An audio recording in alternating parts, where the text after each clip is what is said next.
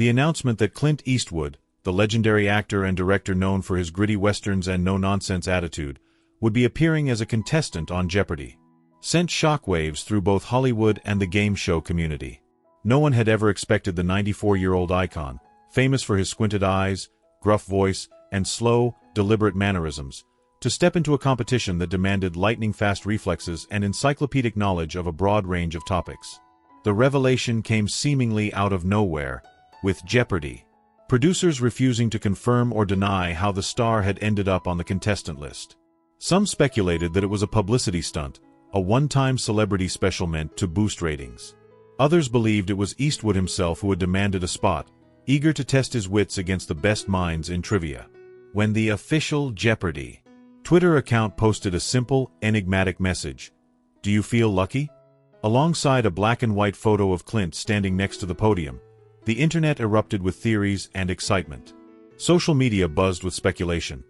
Could the man who had once outdrawn outlaws and stared down the most ruthless villains in cinematic history now outthink seasoned trivia champions? As the premiere date neared, late-night talk shows, entertainment news, and podcasts dissected the unexpected development. Fans debated whether Clint's age and famously unhurried way of speaking would put him at a disadvantage against the younger, faster contestants who had mastered the art of rapid buzzer reflexes. Others pointed out that Eastwood was no stranger to intellectual pursuits. He had a deep appreciation for history, literature, and philosophy, often quoting thinkers like Nietzsche and Aristotle in interviews. Theories about his potential performance ranged from utter disaster to a mind-blowing underdog victory. Jeopardy! Enthusiasts dug up old interviews in which Eastwood had mentioned enjoying books on military strategy and politics, leading some to believe that he might actually have a shot. Meanwhile, professional gamblers began placing odds on his success, with Vegas sportsbooks listing him as a 100-to-1 long shot. Celebrities chimed in, some cheering him on and others expressing confusion. "I can't imagine Clint slamming that buzzer fast enough," tweeted Ryan Reynolds. "But then again, I wouldn't have thought he'd still be directing Oscar-winning films in his 90s either." The night of the episode's taping, the Jeopardy! Studio was packed with an audience eager to witness history in the making. The usual polite murmurs and subdued excitement of a standard taping were replaced by an electric tension, as if this were not just another trivia contest, but an old-fashioned Western showdown. The moment Clint walked onto the set, wearing a simple dark suit with a BOLO tie instead of the typical contestant wardrobe, the audience erupted in cheers. He moved with the same deliberate pace that had defined his on-screen presence for decades, his eyes scanning the studio like a sheriff entering a saloon filled with outlaws. Even Ken Jennings, the show's host and record-holding champion, seemed momentarily starstruck as he greeted the icon. "Tonight, we have a very special guest," Ken said, barely able to contain his grin. "A man who has stared down some of the toughest gunslingers in cinematic history, and tonight, he's taking on our toughest trivia categories. Ladies and gentlemen, Clint Eastwood." The applause thundered through the studio, with some fans even whistling the famous good, the bad, and the ugly theme. As Clint took his position behind the podium, his competition was revealed: an Ivy League professor specializing in 19th-century American literature, a software engineer known for his speed on the buzzer, and a reigning champion on a 6-game winning streak. The contrast couldn't have been starker. Clint, the aging film legend, standing tall against three individuals whose lives revolved around fast thinking and precise answers. The software engineer, a bespectacled man named Dave, smirked slightly as he adjusted his buzzer grip, clearly confident that the Hollywood star was out of his element. The professor, Dr. Linda Cohen, nodded politely but seemed skeptical of Clint's presence in such an intellectual battlefield. The reigning champion, a bookish man named Mark with a calm, analytical demeanor, simply gave Clint a respectful nod, though his calculating gaze showed he considered him little threat. Ken Jennings smiled as he launched into his usual pre-game banter, asking each contestant a little about themselves. When he turned to Clint, he couldn't help but ask the question on everyone's mind. "Clint, I have to say, we've had some impressive contestants over the years, but I don't think anyone ever expected you to be standing behind a Jeopardy! Podium. What made you decide to take on the challenge?" Clint gave a small smirk, leaning slightly on the podium in his signature relaxed manner. "Well, Ken," he drawled, his voice carrying the weight of 1,000 westerns, "I figured after decades of playing the guy with all the answers in movies, I might as well see if I have any real ones." The crowd erupted in laughter and cheers, while even his opponents chuckled. "Fair enough," Ken replied. clearly amused. "Are you feeling lucky tonight?" Clint tilted his head slightly, eyes narrowing just enough to send the audience into another round of excited murmurs. "Luck's got nothing to do with it," he replied coolly. As the game was about to begin, tension filled the studio. Could Clint keep up with the blistering pace of the game, or would he struggle against competitors used to rapid-fire answers and academic knowledge? The categories flashed onto the screen, and immediately, speculation ran wild. Among them were classic Hollywood, American history, famous quotes, philosophy 101, Western expansion, and, humorously, make my day. The audience laughed at the last category, clearly a nod to Clint's legendary Dirty Harry catchphrase. He simply smirked, his fingers resting lightly on the buzzer. Ken looked at the reigning champion, Mark, and said, "You're our returning champion, so you'll pick first." As Mark scanned the board and chose a category, the game began in earnest. Clint Eastwood, the man who had once stared down Lee Van Cleef and outdueled the deadliest gunslingers in Hollywood history, was now about to take on the most formidable opponents in the world of trivia.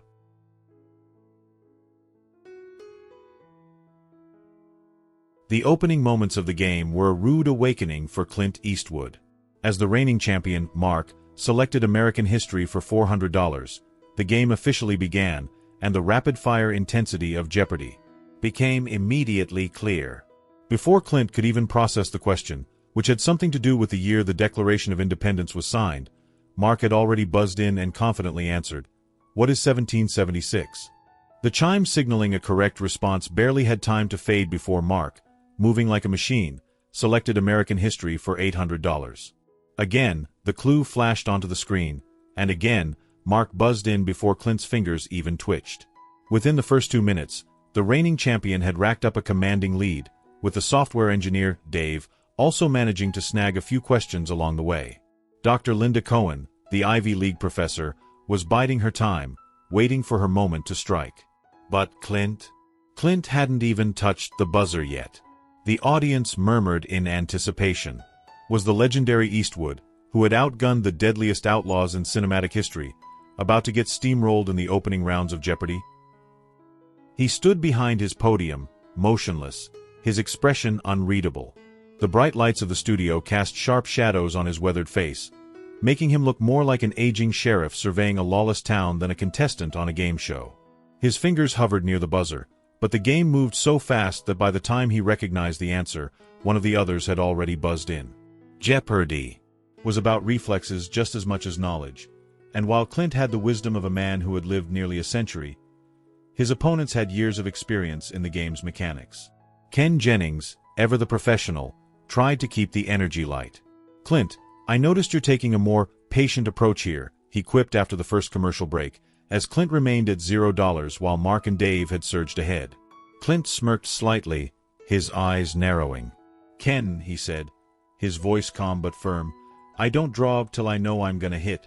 The audience erupted into laughter and applause, but despite the momentary levity, the reality remained. Clint was in trouble. The game continued, and Clint's struggles only grew more apparent. He wasn't just slow on the buzzer. He was also having trouble with some of the categories that required knowledge outside his areas of expertise.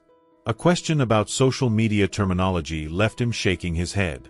When the clue read, "This popular app limits posts to 280 characters," Mark buzzed in instantly.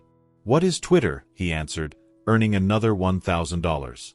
Clint muttered under his breath, probably wondering why anyone would limit themselves to 280 characters when they could say what they needed with a single glance. Then came the dreaded science and technology category, which felt as though it had been designed specifically to humiliate him. This element, whose atomic number is 79, is commonly used in high-end electronics due to its resistance to tarnish, Ken read aloud. Linda buzzed in before Clint even processed the words. "What is gold?" she said, and another point went on the board. Clint sighed. He'd worked with plenty of gold in his old westerns, but he'd never given a damn about its atomic number. By the time the first round ended, Clint had finally managed to answer a few questions, mostly in the classic Hollywood and Western expansion categories, but he was still sitting in last place with a measly $2,200. In contrast, Mark had amassed a staggering $12,000, Dave had $6,800, and Linda was steadily climbing with $5,400. The scoreboard was clear. Clint Eastwood, for all his bravado, was getting trounced. The second round, Double Jeopardy, didn't start off much better. The questions became even more complex, and the pace of the game seemed to accelerate. Clint's frustration was evident, though he did his best to mask it behind his usual stoic demeanor. He started gripping the buzzer more tightly, trying to anticipate when Ken would finish reading the clue, but he kept getting beaten by milliseconds. The buzzing mechanics of the game were unforgiving. If you pressed too early, you'd be locked out for a crucial fraction of a second. If you pressed too late, someone else had already beaten you to it. Clint, used to staring down enemies in dusty saloons with all the time in the world, was now fighting an opponent far more ruthless: time itself. The world geography category proved especially painful. When the clue read, "This African country is the only one with a flag that is completely one solid color," Clint furrowed his brow. He knew the answer, it was on the tip of his tongue, but Linda was quicker. "What is Libya?" she said confidently, and the audience applauded. Clint exhaled sharply. The answer had been right there, just out of reach. As the game progressed, Clint started to feel the weight of the moment. He wasn't just competing against three trivia experts. He was up against expectations, his own legend, and a game that required split-second decisions that he simply wasn't used to making. The camera occasionally cut to the audience, where some die-hard Clint Eastwood fans looked visibly concerned. Was their hero, the man who had always been the fastest draw, now too slow for the modern world? Then came a moment that nearly broke him. The music and lyrics category. The clue. This artist wrote and performed the song like a Rolling Stone in 1965. Dave buzzed in immediately. "Who is Bob Dylan?" he answered. Clint barely contained his frustration. Bob Dylan was one of his favorites. He had played Blowin' in the Wind in his car more times than he could count. And yet, he hadn't reacted fast enough. It was a humbling realization. By the time the second commercial break arrived, Clint's total stood at $3,400. Mark had surged to $18,600, Linda had $10,200, and Dave had $9,400. Clint was not just behind, he was in serious danger of not even making it to Final Jeopardy. If he wanted to stay in the game, he needed to find his rhythm, and he needed to find it fast. Ken gave him a knowing look as they prepared to go into the next round. "Clint, you're hanging in there, but you've got some ground to cover." Clint gave a small nod, adjusting his grip on the buzzer. "Don't worry, Ken," he said, his voice low and steady. "This ain't over." The audience cheered at his declaration, but the question remained. Could Clint Eastwood, the man who had never backed down from a challenge, turn things around before it was too late? As the second round of Jeopardy continued, the situation looked dire for Clint Eastwood. He was trailing behind his opponents by a wide margin. His buzzer reflexes were slow, and the sheer speed of the game was proving to be an even greater challenge than the knowledge itself. The audience, once electrified by his unexpected appearance, was beginning to murmur anxiously, as if they were watching a legend slowly fade away. But Clint had been in tough spots before. He had stared down bandits, outwitted assassins, and navigated the cutthroat world of Hollywood for over 6 decades. A little trivia game wasn't going to take him down without a fight. He took a deep breath, straightened his posture, and narrowed his eyes. If he couldn't rely on speed, he would have to rely on something else: strategy. The turning point came when Mark, the reigning champion, selected Philosophy 101 for $1,200. The clue read, "This German philosopher wrote Thus Spoke Zarathustra and famously declared, 'God is dead.'" Mark and Dave both hesitated, their hands hovering over their buzzers, but Clint didn't. He pressed down firmly. Bing. The studio fell silent. "Who is Nietzsche?" Clint said, his voice calm and confident. Ken Jennings nodded. "That's correct." A low murmur of approval rippled through the audience. It was Clint's first successful buzz-in of the second round, and for the first time all night, his reflexes had been sharp enough to beat his competitors. The moment wasn't just about the points, it was symbolic. Clint Eastwood had just outwitted 3 younger, faster opponents in a category about philosophy. He gave a small smirk and tapped his buzzer against the podium as if testing its weight. Now he had a feel for it. Ken motioned to him. "Your choice, Clint." He studied the board, considering his next move. Then, in a low voice, he said, "Philosophy 101 for $1,600. The next clue read, Plato was a student of this philosopher, often considered the father of Western thought. Once again, Clint buzzed in before anyone else. Who is Socrates? Correct again, Ken said, clearly impressed. The audience erupted in cheers. It was the first time in the game that Clint had gotten 2 answers in a row. He gave a slow nod, adjusting his stance slightly, as if he were settling into a gunfight. Now the game was changing. Clint had identified a category he could dominate, Philosophy 101, and he rode that momentum like a gunslinger taking control of a duel. He picked the $2,000 question. This French existentialist wrote Being and Nothingness and turned down the Nobel Prize in Literature. Mark and Dave hesitated again, and that was all Clint needed. He pressed the buzzer and said, "Who is Sartre?" Ken smiled. "That's right. Looks like someone's found his category." The audience was now fully behind Clint, cheering after each correct answer. His total climbed to $7,000, then $8,600, then $10,400. He wasn't just making up lost ground, he was turning the tide of the game. He wasn't trying to outspeed his opponents anymore. Instead, he was focusing on categories where knowledge and wisdom mattered more than quick reflexes. When classic Hollywood appeared on the board, Clint saw another opportunity. The $800 question read, This director helmed the Maltese Falcon and Treasure of the Sierra Madre and was known for his love of adventure. Clint smirked. He had worked with the director's son, Danny Huston, before. He buzzed in without hesitation. Who is John Huston? Correct, Ken said. He then selected the $1,600 question. Before starring in Casablanca, this actor played Rick Blaine in the original Broadway stage production. This time, Mark buzzed in first. Who is Humphrey Bogart? Ken shook his head. No, I'm sorry. Clint's hand went to his buzzer. Bing. Who is Leslie Howard? That's correct, Ken said, and the crowd erupted once more. Mark was starting to look rattled. He had been so dominant in the early rounds, but Clint was now eating into his lead. Clint's confidence grew with each correct response. He followed his instincts, avoiding categories like science and technology, where he knew he was outmatched, and instead choosing ones where his decades of experience gave him an advantage. American history, classic literature, Western expansion. The numbers on his scoreboard steadily climbed until, at last, he was within striking distance of Mark. Then came a golden opportunity, a daily double.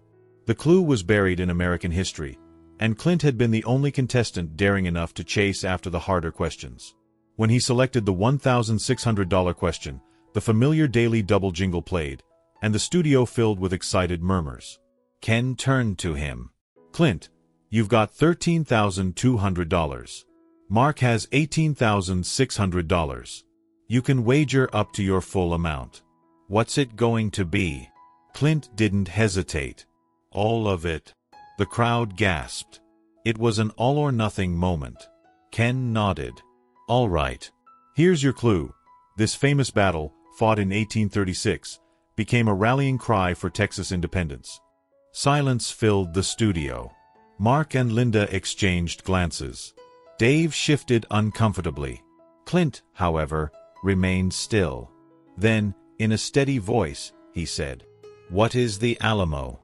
Ken looked up. That is correct. The audience erupted in applause. Clint's score doubled to $26,400, and for the first time all night, he was in the lead. Mark, once untouchable, was now looking nervous. Linda and Dave were officially out of contention. Clint had gone from dead last to first place in a single round. The comeback was real, and now the game was Clint's to lose. As the final commercial break approached, Ken turned to Clint with an impressed expression. Clint, that was a bold wager. Clint gave a small smirk. Well, Ken, he said, his voice slow and deliberate, fortune favors the bold. The crowd cheered, sensing that they were witnessing something special. But it wasn't over yet. There was still Final Jeopardy, and the game wasn't won just yet. Clint Eastwood, against all odds, had climbed his way back into contention. But one last question would decide if he walked away a champion or if he would fall just short of victory. And Clint Eastwood had never been one to back down from a final showdown. The energy in the Jeopardy studio was electric.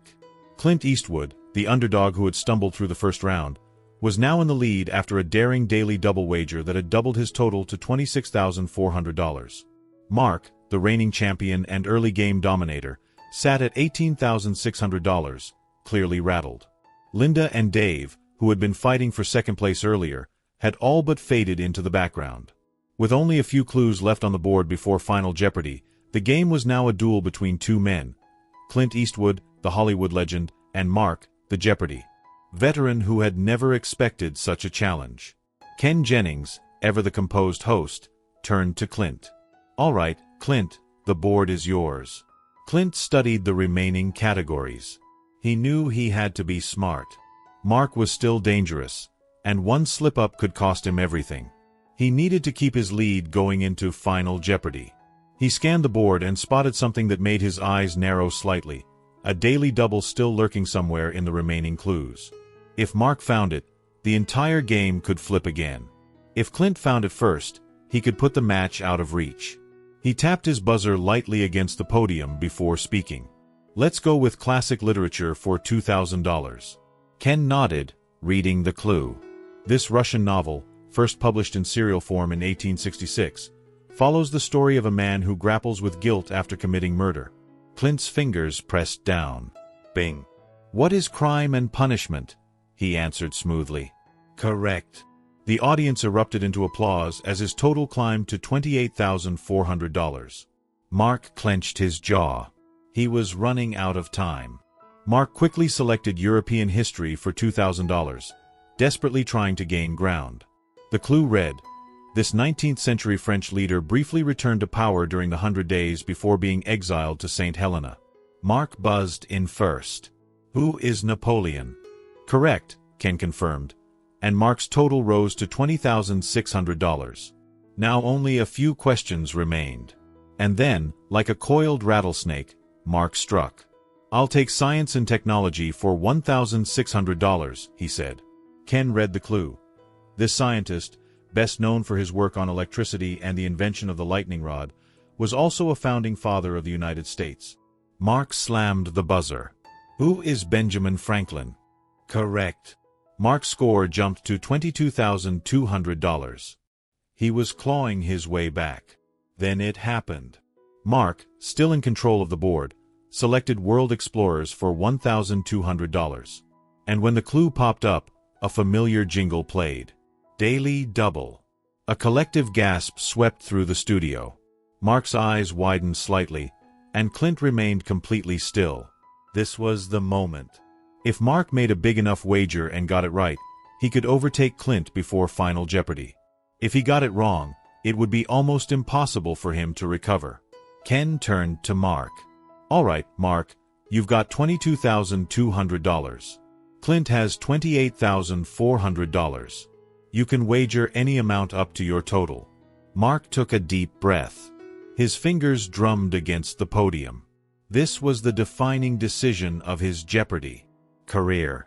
If he played it safe, he might not catch Clint. If he bet too much and lost, he'd hand Clint an insurmountable lead. "I'll wager $8,000, Mark said, his voice steady but tense. The crowd murmured. It was a bold bet. Not an all-in move like Clint's earlier gamble, but big enough that a wrong answer would set him far behind. Ken nodded. "All right, for $8,000, here's your clue. This Portuguese explorer was the first to lead an expedition that circumnavigated the globe." Silence.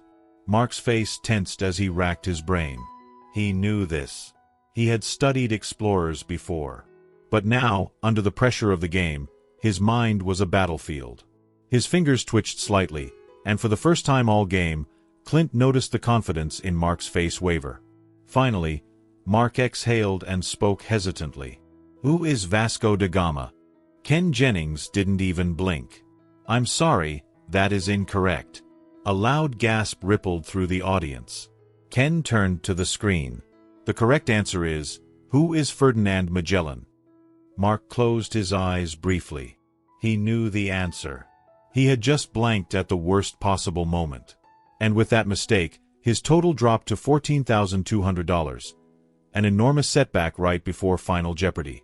Meanwhile, Clint remained unmoved. He had been in shootouts before, and he recognized when a man had just lost his nerve. Ken turned back to Clint. "Clint, the board is yours." Without hesitation, Clint spoke. "Let's go with Western expansion for $2,000. The clue read, this 1862 U.S. law granted 160 acres of public land to settlers who agreed to work and improve the land for 5 years. Clint buzzed in immediately. "What is the Homestead Act?" "Correct," Ken said. Clint's score now stood at $30,400. Mark, reeling from his daily double loss, managed to answer one more question in European history, bringing him up to $16,200. But time was running out. The final buzzer sounded, signaling the end of the Double Jeopardy round. The board was cleared. It was time for Final Jeopardy. Ken turned to the contestants. "All right, here are the final scores. Mark, after a tough daily double loss, you're at $16,200. Clint, after an incredible comeback, you lead with $30,400. The crowd roared. Clint Eastwood, the man who had been dead last at the start, was now in control of the game heading into the final question. Mark clenched his fists slightly. He wasn't out yet, but he needed Clint to make a mistake. Ken smiled. "All right, contestants, it all comes down to this." The theme music played. The stage lights dimmed slightly. The tension in the air was thick enough to cut with a knife. Ken took a deep breath and read aloud. "Your Final Jeopardy! Category is famous last words." Clint gave a small smirk. He had always been good with last words. The Jeopardy! Studio was silent, save for the tense hum of the show's theme music playing softly in the background. The game had been a battlefield of knowledge, reflexes, and nerve, and now, after an astonishing comeback, Clint Eastwood stood on the brink of victory. He had entered Final Jeopardy. With a commanding lead, $30,400 to Mark's $16,200. Linda and Dave, now hopelessly behind, had become mere spectators to what was shaping up to be a legendary showdown. Ken Jennings, standing at his podium, glanced at Clint, then at Mark. He let the moment settle before delivering the final question. "All right, contestants, here is your Final Jeopardy! Category: famous last words." The audience murmured. It was a fitting category. Clint Eastwood, the man who had built a career on delivering some of the most iconic one-liners in film history, now faced a question about the most famous last words in history. Ken continued. "Here is your final clue. These were the last words of an American figure who, while lying on his deathbed in 1799, reportedly said, "'Tis well." The familiar Jeopardy! Countdown music began. Clint's eyes didn't leave the screen. He read the clue once, twice, then slowly nodded. Mark, on the other hand, was clearly struggling. He furrowed his brow, tapped his pen anxiously against his podium, and stared down at his response card as if willing the answer to appear. Clint, calm as ever, wrote down his response with slow, deliberate strokes. No second guessing. No panic. Just certainty. As the music faded out, Ken turned to Linda and Dave first. Their wagers were irrelevant at this point, but the game required formalities. Linda had written, "Who is Thomas Jefferson?" Incorrect. Dave had guessed, "Who is Benjamin Franklin?" Also incorrect. Then Ken turned to Mark. "Mark, you had $16,200 coming into Final Jeopardy. Let's see your response." The screen revealed Mark's shaky handwriting. "Who is John Adams?" Ken shook his head. "I'm sorry, that's incorrect." The audience let out a quiet sigh. Mark's bet appeared, $12,000. That meant his final total dropped to $4,200. He was officially out of contention. That left only Clint. Ken turned toward him. "Clint, you entered Final Jeopardy with $30,400. Let's see what you wrote." The screen flipped, revealing his answer. "Who is George Washington?" Ken smiled. "That is correct." The audience erupted. Applause echoed through the studio as Clint's wager was revealed. $4,000. He hadn't needed to risk it all, only enough to ensure victory. His final total, $34,400. Ken nodded approvingly. And with that, Clint Eastwood, you are our new Jeopardy champion. The crowd roared. Some even stood for a standing ovation. Mark sighed and gave Clint an acknowledging nod. Despite the bitter loss, he knew he had been bested by a legend. Clint simply gave a small, satisfied smirk. He didn't gloat, didn't bask in the spotlight. He just stood there, hands resting on his podium, as if this were just another day on set. Ken, still smiling, approached. Clint, that was an incredible game. You had a rough start, but you pulled off one of the greatest comebacks we've ever seen. Clint finally spoke, his deep, gravelly voice cutting through the noise like a knife through silence.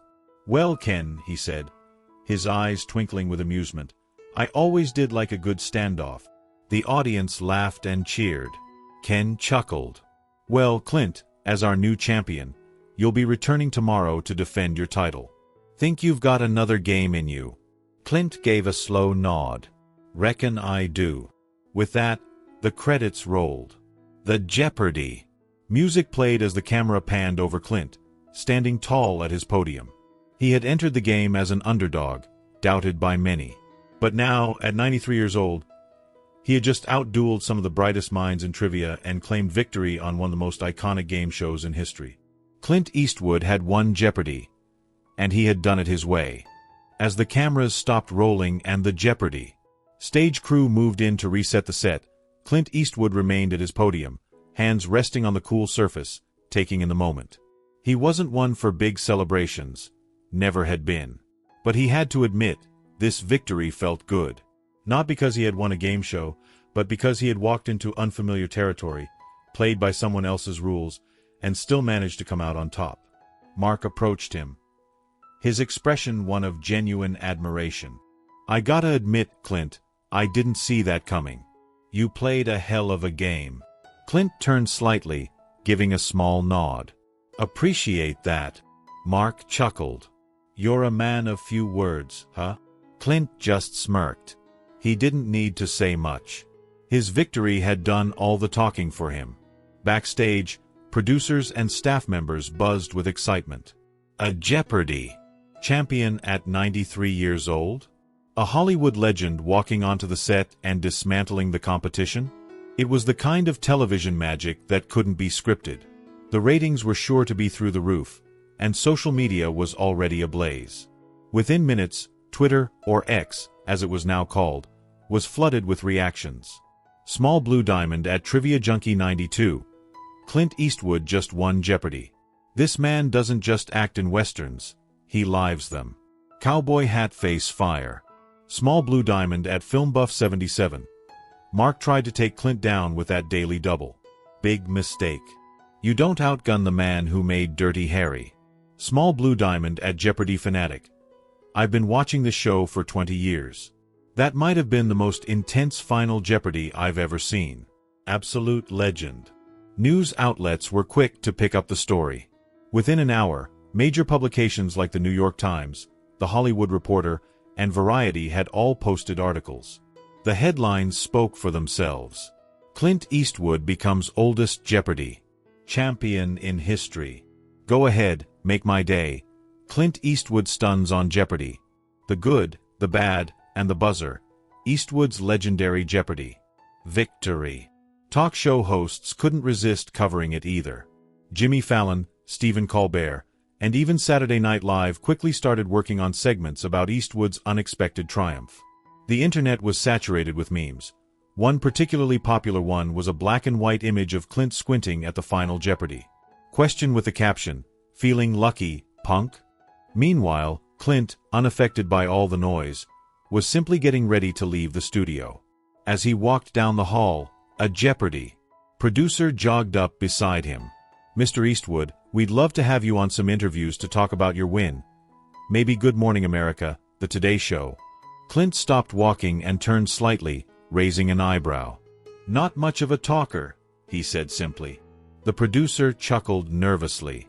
Right. Well, we're excited to have you back for the next game. Clint gave a small nod and kept walking. He wasn't interested in the fame. He never had been. He had come, he had played, he had won. That was enough for him. But for the rest of the world, the story wasn't over. The next day, Clint's victory was still a trending topic. He had brought in some of the highest viewership numbers Jeopardy had seen in years. People who had never watched the show before were now tuning in, eager to see if Eastwood could defend his title. And so, as the sun set on that unforgettable night, Clint Eastwood, the man who had spent decades cementing himself as a cinematic legend, had done it again. This time, not with a revolver, not with a stare-down, but with his mind. The toughest cowboy in Hollywood had just conquered Jeopardy. And he wasn't done yet.